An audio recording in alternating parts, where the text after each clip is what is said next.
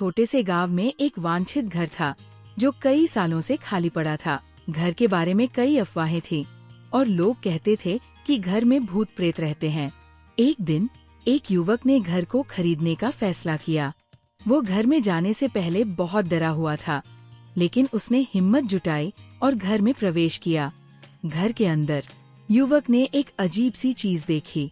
वह एक पुराना सा कमरा था जिसमें एक बड़ा सा दर्पण लगा हुआ था। युवक ने दर्पण में अपना चेहरा देखा और अचानक से उसने एक अजीब सी आवाज सुनी।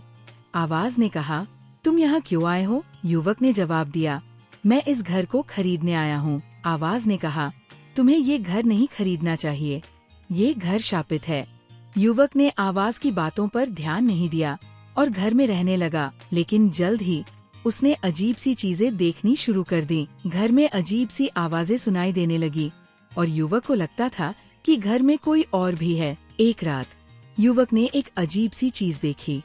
वह एक पुराना सा आदमी था जो घर में घूम रहा था। युवक ने आदमी से पूछा, तुम कौन हो? आदमी ने जवाब दिया, मैं इस घर का मालिक हूँ। मैंने इस घर को बनाया था और मैंने इस घर में अपनी जान दी थी। युवक ने आदमी से पूछा, तुम्हारी जान कैसे गई? आदमी ने जवाब दिया, मैंने अपनी जान अपने बेटे की खातिर दी थी। मेरे बेटे को एक बड़ा सा शाप मिला था और मैंने अपनी जान देकर उस शाप को तोड़ने की कोशिश की थी। युवक ने आदमी से पूछा, क्या तुम्हारे बेटे को शाप मिला था? आदमी ने जवाब दिया, हाँ, मेरे बेटे को एक बड़ा सा शाप मिला था। वह शाप इस घर पर लगा हुआ है और इस घर को कोई भी नहीं खरीद सकता। युवक ने आदमी से पूछा, तो मैं क्या करूं? आदमी ने जवाब दिया, तुम्हें इस घर को छोड़ देना चाहिए।